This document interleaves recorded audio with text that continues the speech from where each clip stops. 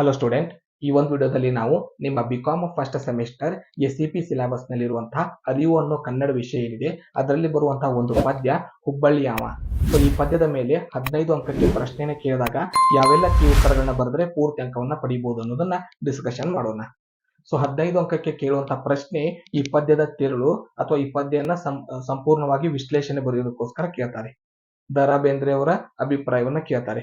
So ಆದ್ರಿಂದ ಈ ಪದ್ಯದ ಇಲ್ಲಿ ಕೊಟ್ಟಿರುವಂತಹ ಕೀ ಉತ್ತರಗಳನ್ನ ಬರೆಯುವುದರ ಮೂಲಕ ನೀವು ಪೂರ್ತಿ ಅಂಕಗಳನ್ನ ಪಡಿಬಹುದು. ಮೊದಲಿಗೆ ಪದ್ಯದ ಕೆಲವು ಪರಿಚಯಗಳನ್ನ ಮಾಡ್ತೀವಿ. ಸೊ ಮೊದಲನೇ ಪಾಯಿಂಟ್ ಏನಿದೆ, ಹುಬ್ಬಳ್ಳಿಯಾವ ಪದ್ಯವನ್ನ ದತ್ತಾತ್ರೇಯ ರಾಮಚಂದ್ರ ಬೇಂದ್ರೆ ಅವರು ಬರೆದಿದ್ದಾರೆ. ಸೊ ಈ ಹುಬ್ಬಳ್ಳಿಯಾವ ಅನ್ನೋ ಪದ್ಯವನ್ನ ಬರೆದವರು ದ.ರಾ ಬೇಂದ್ರೆ. ಬರೆದವ್ರ ಹೆಸರನ್ನ ಮೊದಲನೇ ಪಾಯಿಂಟ್ ನಲ್ಲಿ ಪರಿಚಯ ಮಾಡ್ತೀವಿ.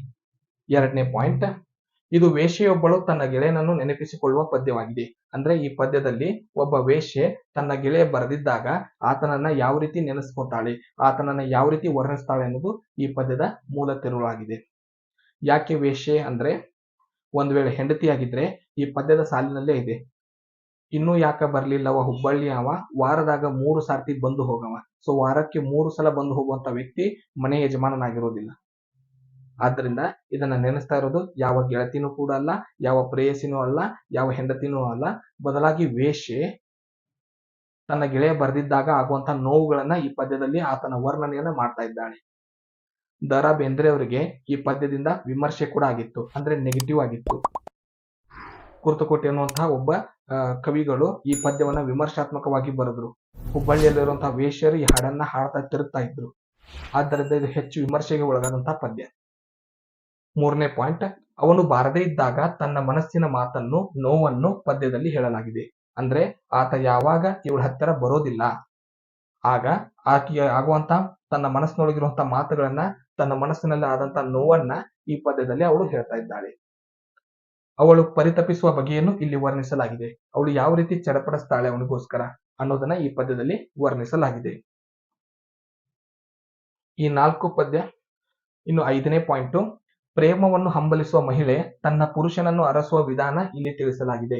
ಸೊ ಪ್ರೀತಿಗಾಗಿ, ಪ್ರೇಮಕ್ಕೋಸ್ಕರ ವೇಶ್ಯೆಯೊಬ್ಬಳು ಒಬ್ಬ ಪುರುಷನನ್ನ, ಗೆಳೆಯನನ್ನ ಪರಿತಪಿಸುವಂತಹ ವಿಧಾನವನ್ನ ಇಲ್ಲಿ ವರ್ಣಿಸಲಾಗಿದೆ. ಈ 5 ಪಾಯಿಂಟ್ ಏನಿದೆ, ಮೊದಲಿನ 5 ಪಾಯಿಂಟ್ ಇವು ಕವಿತೆಯ ಪರಿಚಯ. ಸೊ ಇಲ್ಲಿಂದ ಕವಿ ಆ ಪದ್ಯದಲ್ಲಿ ಏನೇನು ಬಳಸಿದಾನೆ, ಯಾವ ರೀತಿ ವರ್ಣನೆಯನ್ನು ಮಾಡಿದ್ದಾನೆ ಅದ್ರ ಬಗ್ಗೆ ನಾವು ವಿವರಣೆಯನ್ನ ಬರಿತಾ ಹೋಗ್ತೀವಿ.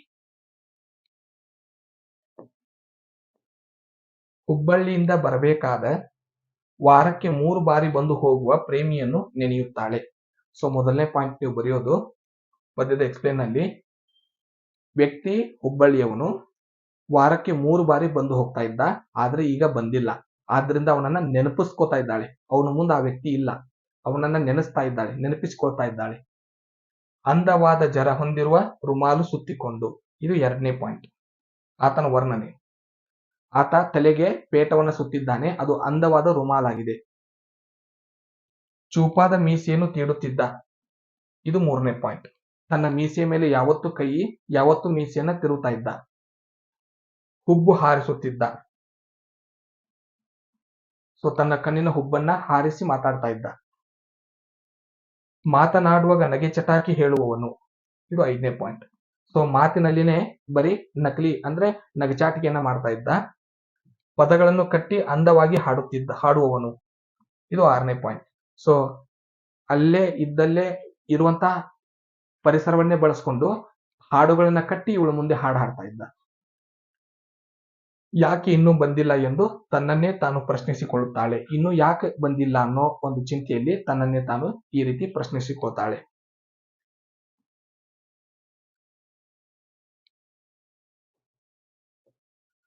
ತಾಳಿಗಿಂತ ಮುತ್ತಿನ ಮಾಲೆ ನಿನಗೆ ಅಂದ ಎಂದವನು, ಅಂದ್ರೆ ಇವಳಿಗೆ ತಾಳಿ ಕಟ್ಟಿಲ್ಲ ಅವನು, ಬದಲಾಗಿ ಏನ್ ಹೇಳ್ತಾ ಇದ್ದಾನೆ, ಬಿಳಿ ಮುತ್ತಿನ ಮಾಲೆ, ಸೊ ಆ ಮಾಲೆ ನಿನಗೆ ಅಂದವಾಗಿ ಕಾಣುತ್ತೆ ಅಂತ ಅವಳಿಗೆ ತಿಳಿಸಿ ಹೇಳಿದವನು, ಇದು 6ನೇ ಪಾಯಿಂಟ್.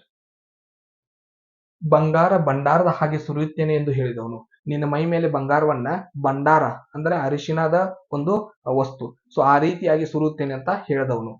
ಬಂಗಾರನೇ ಅರಿಶಿಣ ಅನ್ಕೋ, ಬಿಳಿ ಮುತ್ತಿನ ಮಾಲೆನೇ ನಿನ್ನ ತಾಳಿ ಅನ್ಕೋ ಅಂತ ಅವಳಿಗೆ ಭರವಸೆ ಕೊಟ್ಟವನು. ಎಲ್ಲ ಕಟ್ಟಳೆಗಳನ್ನು ದಾಟಿ ಬಂದವನು, ಅಂದ್ರೆ ವೇಶ್ಯೆ ಮನೆಗೆ ಹೋಗೋದಂದ್ರೆ 100 ರೀತಿ ಮಾತುಗಳನ್ನ ಸಮಾಜ ಹೇಳುತ್ತೆ, ಅವೆಲ್ಲವನ್ನ ಮೀರಿ ಆದ್ರೂ ತನ್ನ ಕಡೆ ಬಂದವನು. ಜೋಗತಿಯರ ಮೂಗುತಿ ಅಂತೆ ನೀನು ಎಂದು ವರ್ಣಿಸಿದವನು. ಸೊ ಜೋಗತಿಯರು ಅಂದ್ರೆ ಜೋಗತಿಯವರು ಹಾಕಿಕೊಳ್ಳುವಂತ ಮೂಗಿನತ್ತೆ ಏನಿರುತ್ತೆ ದೊಡ್ಡದಾಗಿ ಮತ್ತು ಮುತ್ತು ರತ್ನಗಳಿಂದ ಕೂಡಿರುತ್ತೆ, ಆ ರೀತಿಯಾದಂತಹ ವ್ಯಕ್ತಿ ನೀನು ಅಂತ ಅವಳಿಗೆ ವರ್ಣಿಸ್ತಾನೆ. ಇನ್ನೂ ಏಕೆ ಬಂದಿಲ್ಲ ಎಂದು ಚಿಂತಿಸುತ್ತಾಳೆ.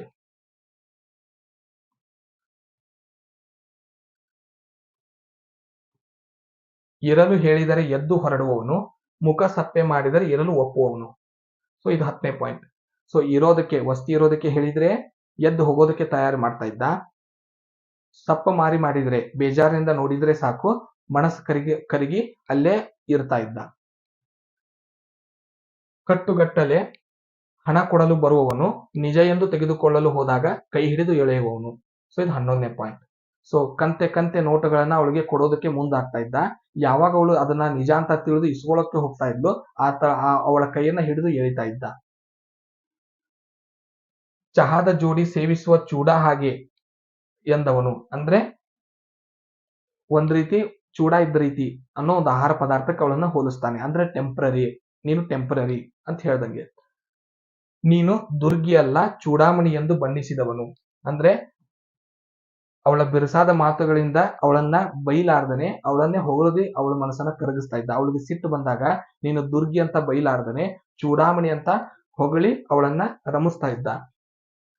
ಬೆರಳಿಗೆ ಉಂಗುರ ಮೂಗಿಗೆ ಮೂಗ್ಬಟ್ಟು ಕೊಡಿಸಿದವನು, ಅವಳಿಗೆ ಉಂಗುರ ಮತ್ತು ಮೂಗ್ಬಟ್ಟನ ಈತನೇ ಕೊಡಿಸಿದ್ದಾನೆ. ಮನಸ್ಸಿನೆಲ್ಲ ತುಂಬಿಕೊಂಡವನು, ಸೊ ಅವಳ ಮನಸ್ಸಿನ ಪೂರ್ತಿಯಾಗಿ ಈ ಹುಬ್ಬಳ್ಳಿಯವನೇ ತುಂಬಿಕೊಂಡಿದ್ದಾನೆ.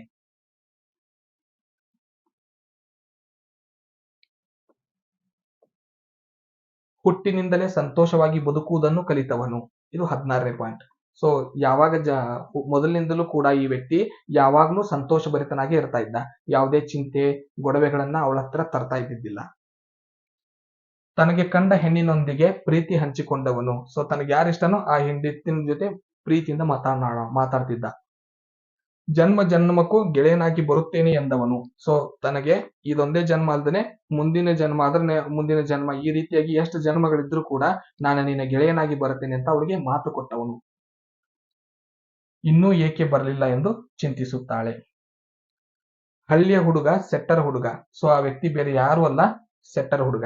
ಈ ಹುಬ್ಬಳ್ಳಿಯಿಂದ ಬರ್ಬೇಕಾದಂತ ವ್ಯಕ್ತಿ ಒಬ್ಬ ಸೆಟ್ಟರ್ ಹುಡುಗ. ಸಿಟ್ಟಾಗಿ ಹೋಗಿಬಿಟ್ಟನೆಲ್ಲ, ಬೀದಿಯಲ್ಲಿ ತನ್ನ ಜೊತೆಗಾರರನ್ನು ಎಲ್ಲಿ ಮಲ್ಲಿ ಪಾರಿ ತಾರಿ ನೀವೇನಾದರೂ ನೋಡಿದ್ದೀರಾ ಎಂದು ಪ್ರಶ್ನಿಸುತ್ತಾಳೆ. ಸೊ ಯಾವಾಗ ಅವನು ಸಿಟ್ಟಾಗಿ ಮನೆಯಿಂದ ಹೊರಗೆ ಹೋಗಿರ್ತಾನೆ, ನನ್ನಿಂದ ಏನಾದ್ರೂ ತಪ್ಪಾಗಿರ್ಬೋದು, ಅದಕ್ಕೆ ಇನ್ನೂ ಬರ್ತಾ ಇಲ್ಲ, ನನ್ನ ಮೇಲೆ ಸಿಟ್ಟಾಗಿನೇ ನನ್ನ ಕಡೆ ಬರ್ತಾ ಇಲ್ಲ ಅನ್ನೋ ಒಂದು ಕಲ್ಪನೆಯಲ್ಲಿ ತನ್ನ ಗೆಳತಿಯರನ್ನ ಕೇಳ್ತಾಳೆ.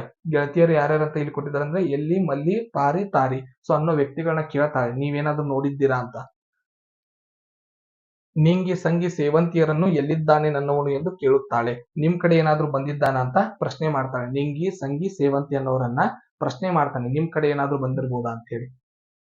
ಇನ್ನೂ ಏಕೆ ಬಂದಿಲ್ಲ ಎಂದು ಚಿಂತಿಸುತ್ತಾಳೆ. ಇನ್ನೂ ಯಾಕೆ ನನ್ನ ಗೆಳೆಯ ನನ್ನ ಹತ್ತಿರ ಬಂದಿಲ್ಲ ಅಂತ ಚಿಂತೆ ಮಾಡ್ತಾಳೆ. ಸೊ ಈ ರೀತಿಯಾಗಿ ನೀವು 21 ಪಾಯಿಂಟ್ ನ ಬರೆಯೋದ್ರ ಮೂಲಕ ಪೂರ್ತಿ ಅಂಕಗಳನ್ನ ಈ ಪದ್ಯಕ್ಕೆ ನೀವು ಪಡ್ಕೋಬಹುದು. ಮುಂದಿನ ವಿಡಿಯೋದಲ್ಲಿ ಮತ್ತೊಂದು 15 ಅಥವಾ 5 ಅಂಕದ ಪ್ರಶ್ನೆಯೊಂದಿಗೆ ಸಿಗೋಣ. ಎಲ್ಲರಿಗೂ ಧನ್ಯವಾದಗಳು.